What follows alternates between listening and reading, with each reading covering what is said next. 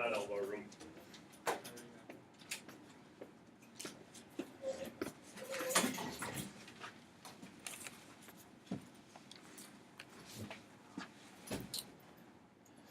All right, so the plan for today is we will finish off going over some things here with ToulminModel. When we were having our technical difficulties a little bit yesterday, we started showing you kind of like these sample things, and we're going to do this for a little bit just to make sure you're pretty familiar with it. We got three main components, remember ToulminModel. The idea that Toulmin comes up with is you take a look at the data, the evidence, the grounds, the stuff that would be out there, the information. You absorb that information, you start to like rationalize some ideas with some reasoning and logic. That's going to be your warrant, which is going to lead you to a conclusion or to an overall claim. So data leads to warrant, which leads to claim. What probably happens for most of us, though, is that we kind of come up with that claim first. This is the point that I'm going to look at, and then you try to find the data to support it, which understand that that's certainly the way that it's going to be. The big thing, though, keep in mind is you do want to make sure with our method of argument, whether you're doing like a smart debate, whether you're writing something, in an essay form, maybe not for us, but for another class, or doing a more formal debate, you want to make those warrants clear. You want to make those explanations clear so there's not any miscommunication as to how you're coming to this overall conclusion.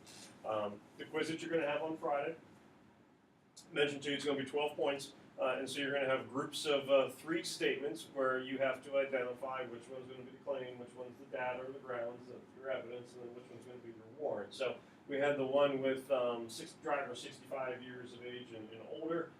Yesterday at the end of the period, just want to run through these to make sure we're pretty clear as to how it goes. So we got capital punishment involves taking another's life. Capital punishment is morally wrong.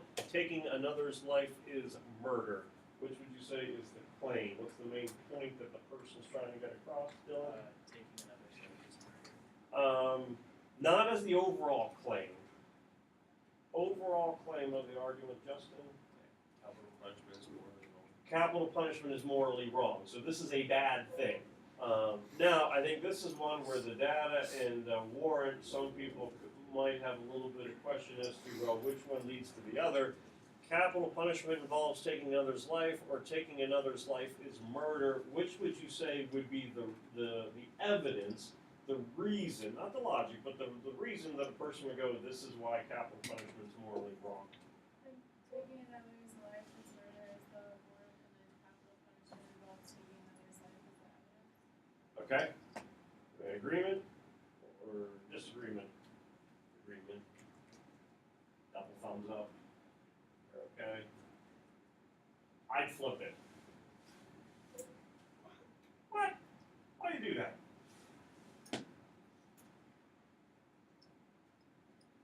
Any idea why?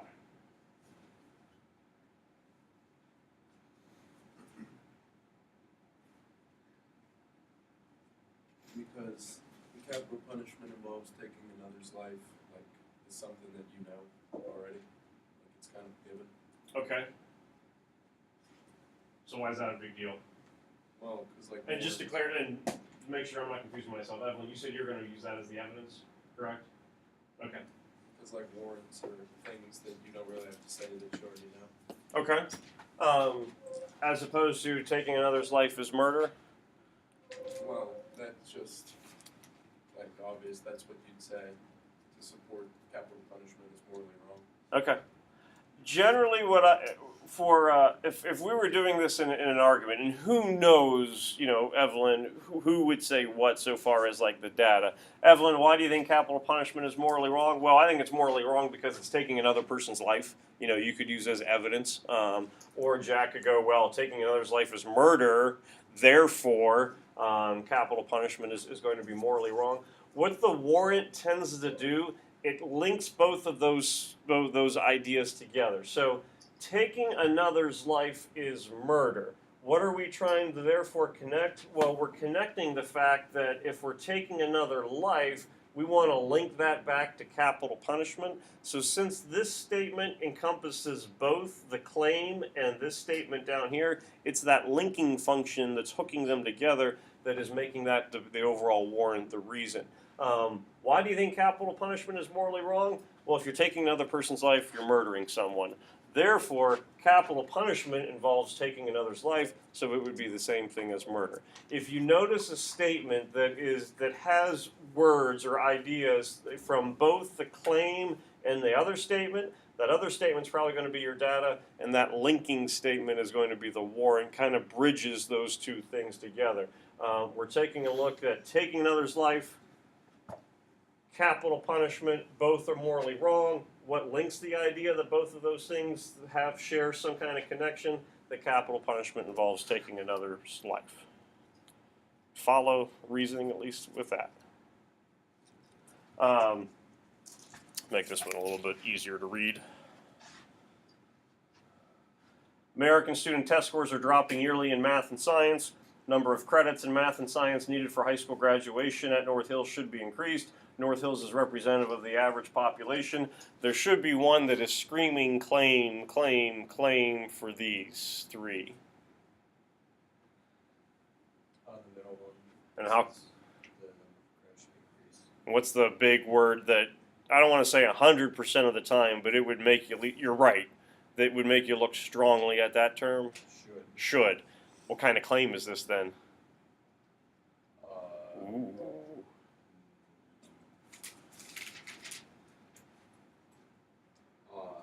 Judgment value. This is a judgment value, yes. So, number of credits in math and science needed for high school graduation should be increased. This is the opinion. This would be the claim. What's a reason that those credits should be increased for that graduation requirement? Well,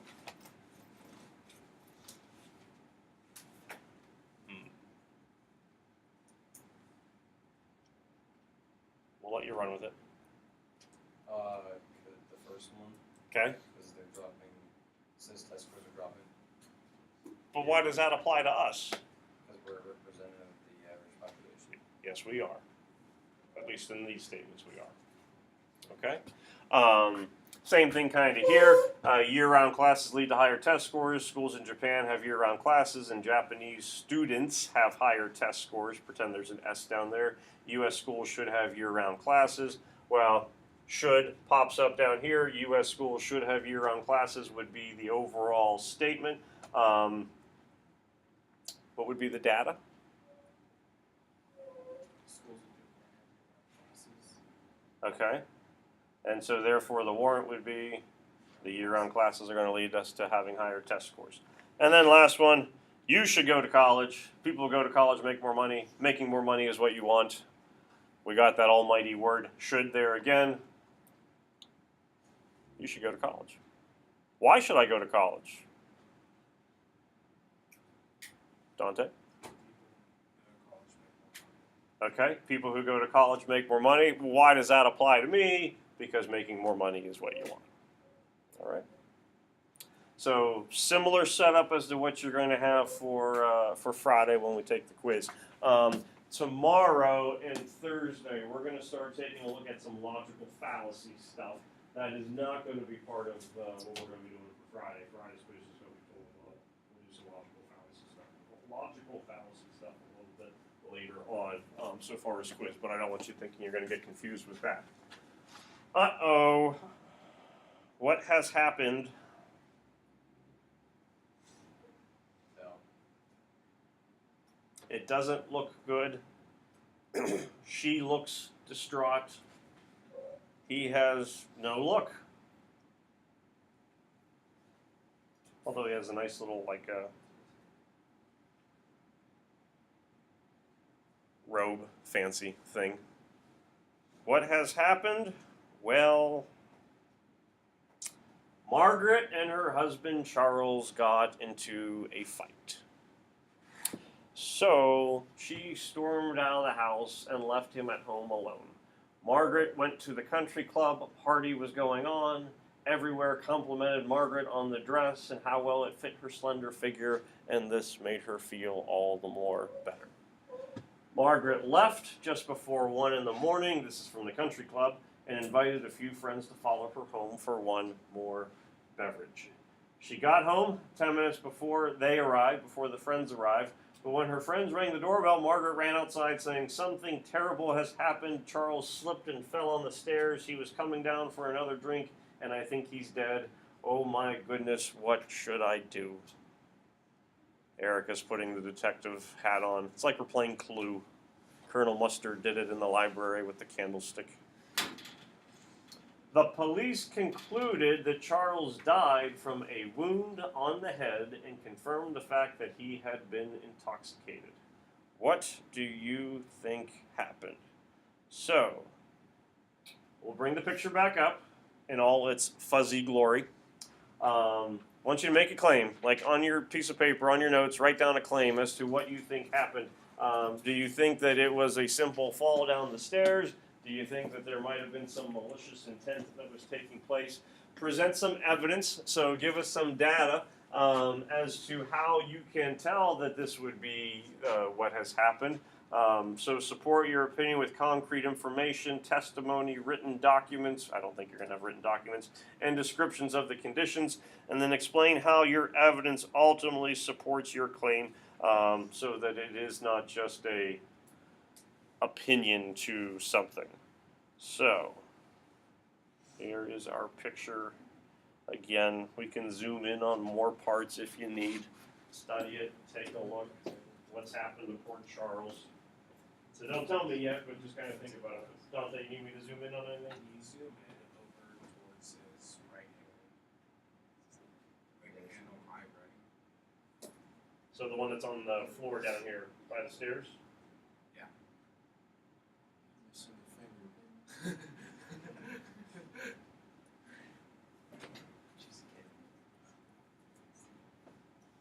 Can you go by her other hand? That's what I was just about to do. A cup. It's his beverage, since he has come down for one more drink. Yeah. Smoker jacket, I guess that would be what someone's back for. There's Margaret with her lovely dress that fits her slender figure oh so well. Looks like some appetizers cooking on the stove. Friends are coming over. Coming over for a drink. You don't need to. You don't want I mean, I do like to make it out, but You know what I eat at 1 in the morning?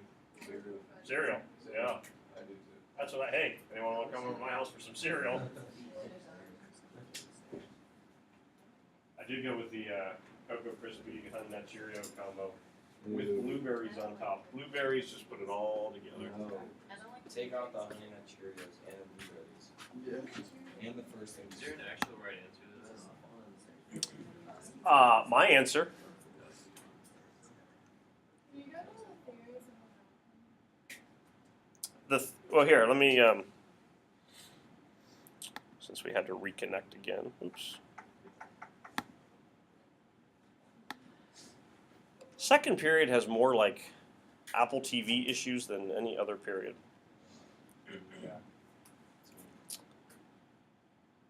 Evelyn, you were asking about like the theories of what had happened. So, really, the two theories that we would boil down to would be that either that was like murder has taken place or it was an accident. So we know the police have concluded that Charles did die from a head wound, trauma to the head. He does have alcohol in his system, so he had been drunk. So, him coming down the stairs in an intoxicated state, it's not out of the realm of possibility that he can slip. Certainly, we know that Margaret and Charles did get into a fight.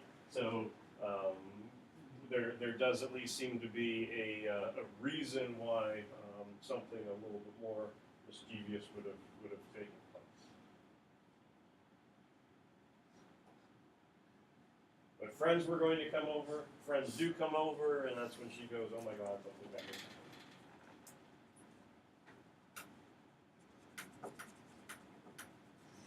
Anyone come up with a claim? We'll start with you. Her husband tripped. Okay. How come? So innocent. She's innocent of any wrongdoing. He just simply fell down the stairs. Right, because she's clearly making dinner for friends that are going to come over. And she wouldn't be doing that at 1 a.m. or while they were And also he has a beverage in his hand, so he may have been drinking and slipped out of his hands. Okay. Okay, good. Okay. He definitely lacked it. Cause you see that cup in his hand? You don't hold on to a cup when you fall down the steps. That's all I'm saying. She got home, started cooking. He was like, "What are you cooking for?" They got into it again. She bashed him over the head and then set him up right there. Put a cup in his hand so she could say he was coming out for a drink. It's a cup. It's great. Uh-oh. I don't think Justin, she did you hold hold on to a cup. Did you have something to do, or? Not as missing grace, but Okay. she definitely hit him with a frying pan or something. Hit him with the frying pan over there. Murder weapon. Ooh, then she's gonna cook in it. Yeah, Don't you remember Land of the Slaughter, or did you not read that story in 10th grade? I didn't read this. Oh, it's like the best story in 10th grade. Obviously A not. lady kills her husband with a leg of lamb and then cooks it for dinner, Yeah. and then feeds it to the police. Yep. I've heard that story. It's weird. Wow. That's wild. If you hadn't like ditched my class in 10th grade, you could have experienced that. But no. Wait, you teach a 10th grade class? If you fall down. Yes, I Jack. didn't know that. Did you last year? I was gonna say. I feel like I remember that. As 11th grade, you would remember. Yes, that. because you would definitely like call them like ankle biters or something. You would definitely say something like that. You'd be like, taught the ankle biters yesterday. This is true. Ankle biters will be showing up this week. Yeah, see? He was whacked. For sure. Any other opinions?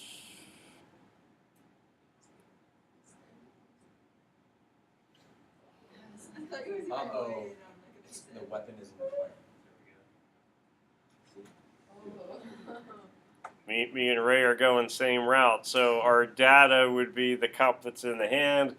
If you're going to fall down, you're going to try to drop whatever's in your hand, brace yourself. Not as That's true. Yeah. I would say that even like you have mirror and you have the sconces and things over here. Now, yeah, of course, depending how someone falls, but probably better chance of like hand going out, trying to like brace yourself or knock those things over.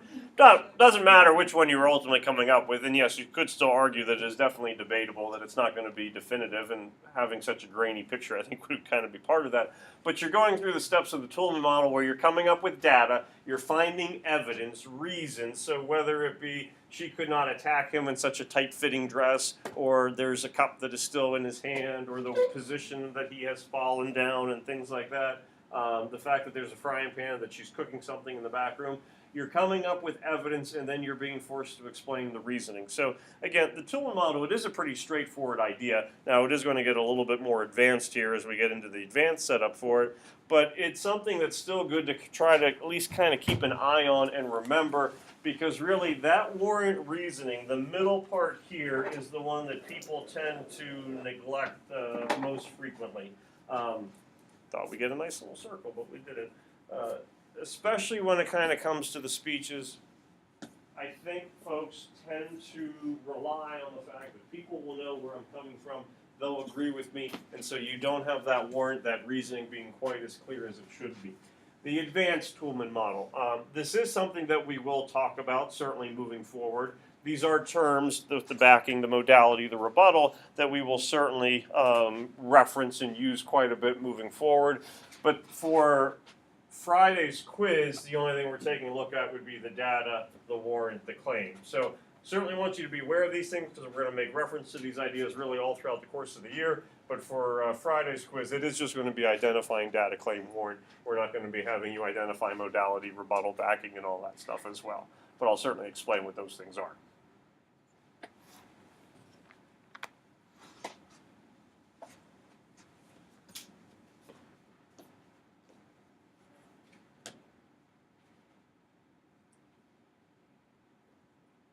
The ninth graders are really ankle biters.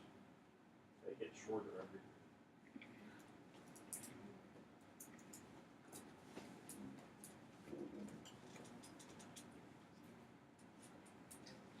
You teach that grade? Thank heavens. No.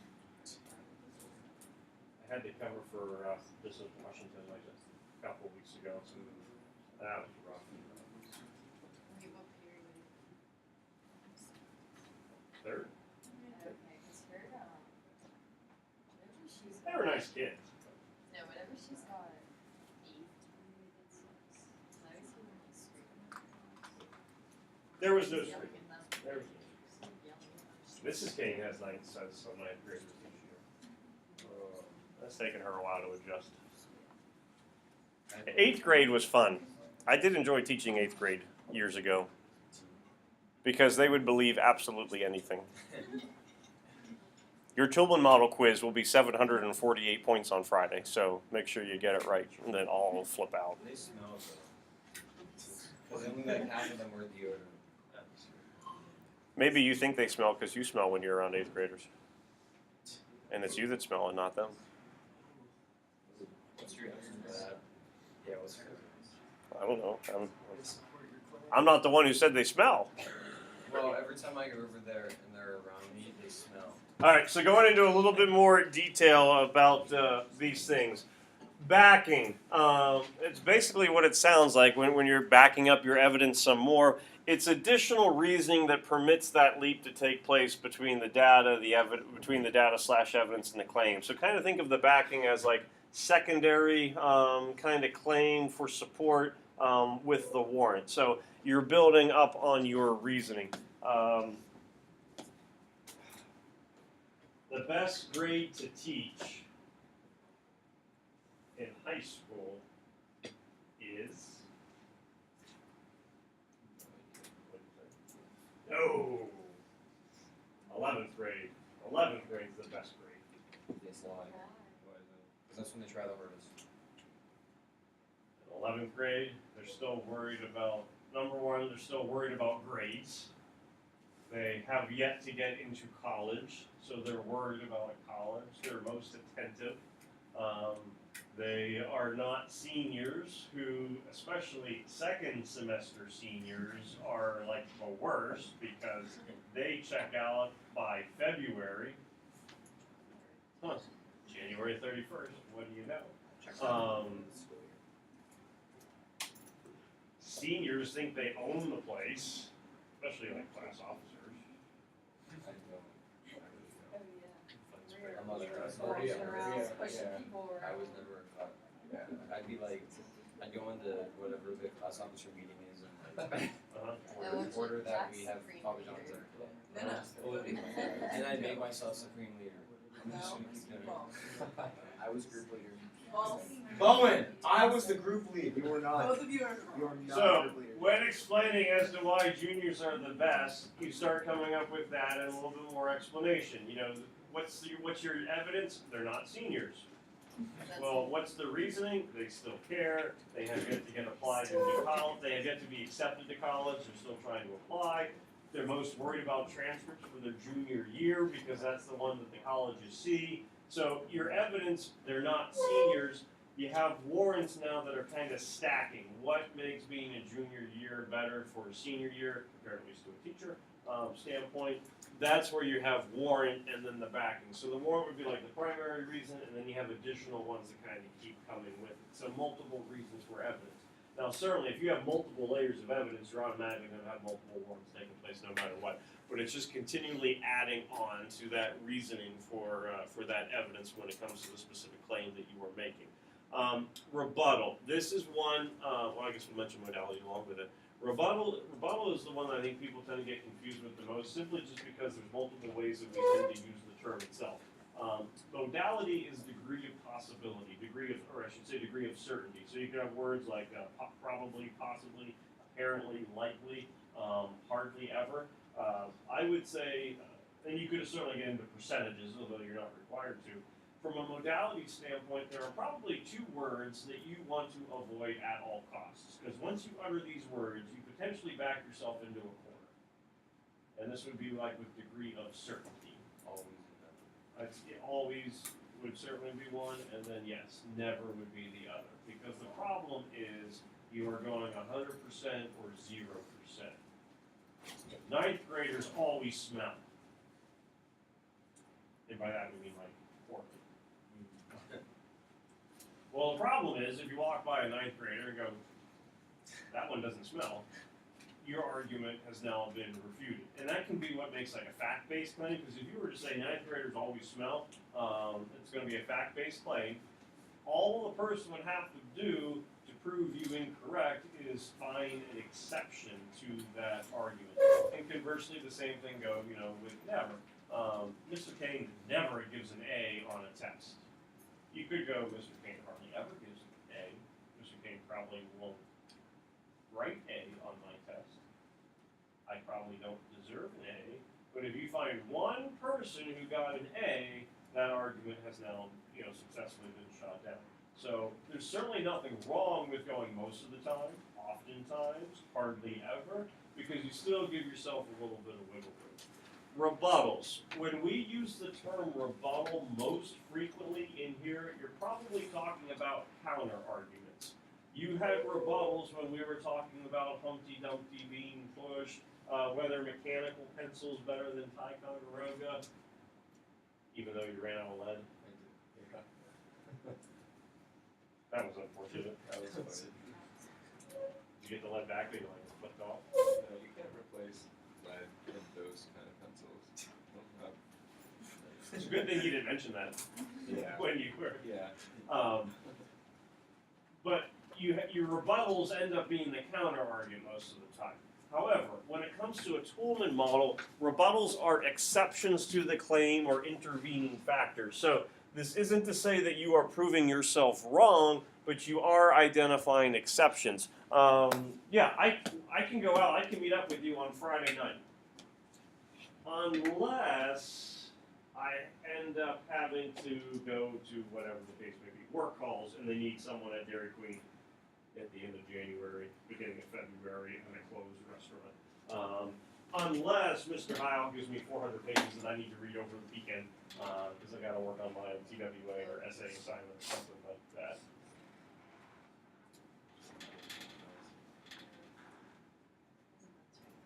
I feel like you have something on your chest that you need to.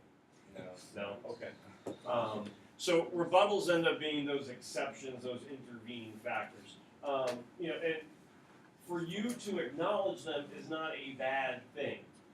It's not a negative. Probably, traditionally one of the more controversial arguments that tends to take place would be something like abortion. And so you would have folks who are arguing abortion should not be allowed to happen. But you will get folks who will go, unless the mother going through childbirth, if her health is at risk, if her life is in danger through the childbirth process, then an abortion would be permissible. Or folks will make the argument if the mother is a rape victim, then the abortion could be permissible. So you could have folks who are against abortion, but they could be identifying rebuttals exceptions to the claim. It doesn't mean you're poking holes in your own argument. It just simply means that you are identifying where some exceptions could be. I think it's actually in your favor, in your benefit to identify rebuttals, because when you're going up against someone, you can already kind of counteract an argument that they might be getting ready to say. So here's my statement. There is an exception. So if Erica decides to mention this, I accept that. That's not an issue. But everything else would go along with whatever that case would be. Cocoa Pebbles are a wonderful cereal. Everyone should eat it. Unless you're allergic to chocolate, then I could understand why you would want to have Fruity Pebbles instead. That would be a rebuttal case that I'd be making, but it's not going to derail my argument from taking shape. All right? Any questions about either of those two? This is clearly not going to be true for the upcoming 2018 season, but we'll just live in our own fantasy world. Assuming they haven't traded them away, could be an additional rebuttal that we could add to this. The Pirates could have one of the better starting pitching staffs in the National League.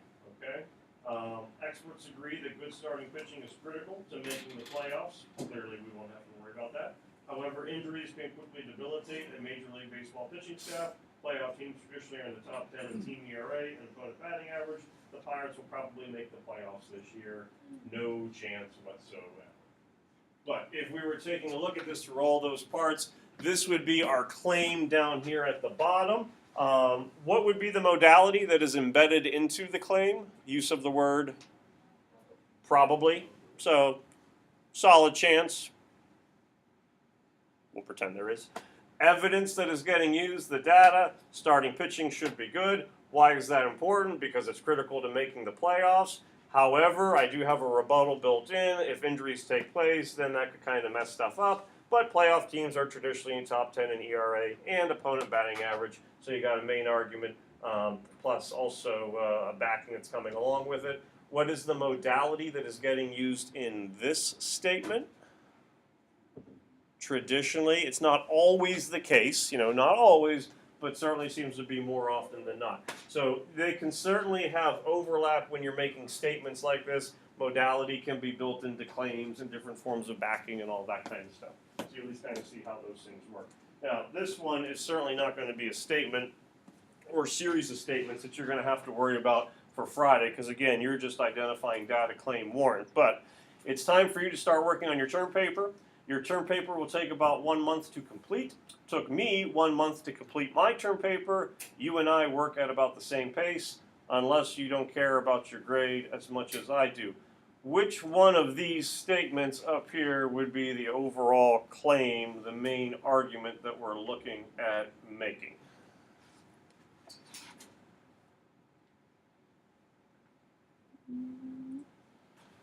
Erica?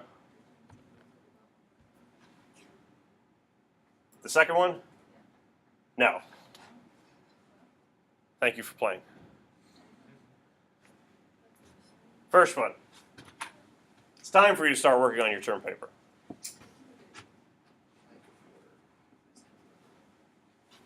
Why is it time for you to start working on your term paper? What's the evidence to support it? Callie?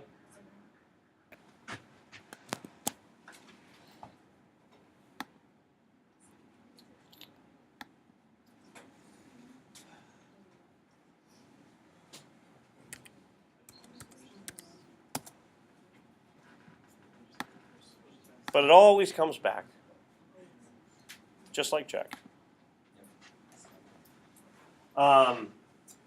Second one here, this is going to be your data, your grounds, your evidence. Your term paper will take 1 month to complete.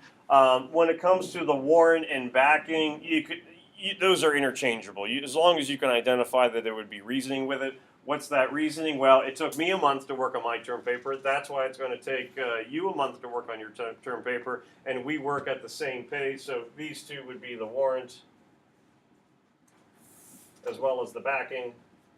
And then the one here down here, the one term down here, or the one sentence, you see that transition unless. That would be a good idea that you're probably going to have a rebuttal coming your way. That would be an exception, unless you don't care about your grade as much as I do. In that case, it might just take you, 2 hours to work on your term paper. And if you're a second semester senior, we know that's more likely the case.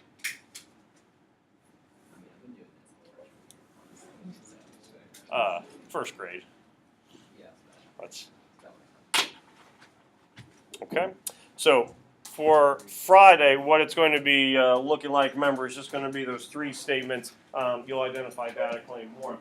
Tomorrow when you come in, we're going to start taking a look at logical fallacies. Logical fallacies will take us a while. I don't know if we'll get them done in the whole 2 days or not. We'll start them tomorrow on Thursday. After your quiz, work on those on Friday. Might kind of finish up on Monday. Logical fallacies, I don't want to say it's the best thing that we go over all year, but I think it's one that tends to be the most useful for you when it comes to arguments, because you might realize, ooh, I do that, and that's the issue with it. Or, maybe more beneficial, you find out other people do that all the time, and then you can call them out on it. Parents don't like it when you go, hey, that's a false analogy, Mom. You can't make that statement. Should you do that? Just don't mention my name. Should you do this with significant others?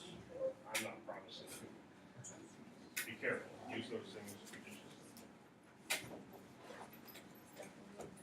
If you ever get in a conversation that you want to get out of, just repeat like the last 4 or 5 words that the other person said. It works. What? Like Mrs. Kane, yells at me, I didn't empty the dishwasher. What do you say? I didn't Empty the dishwasher? But you're supposed to empty the dish. Supposed to? Like, you just keep repeating it and they get frustrated. Then they stop. They go, whatever. End of conversation. Yeah, I'll take it as well. my dad. Oh, because you wouldn't empty the dishwasher. Is that like a universal like? Mr. Kane, when are you going to grade those TWAs? TWAs? You know, the one on Siddhartha? That we took on Friday. Right. It's a good weekend. That's Friday. just so sick.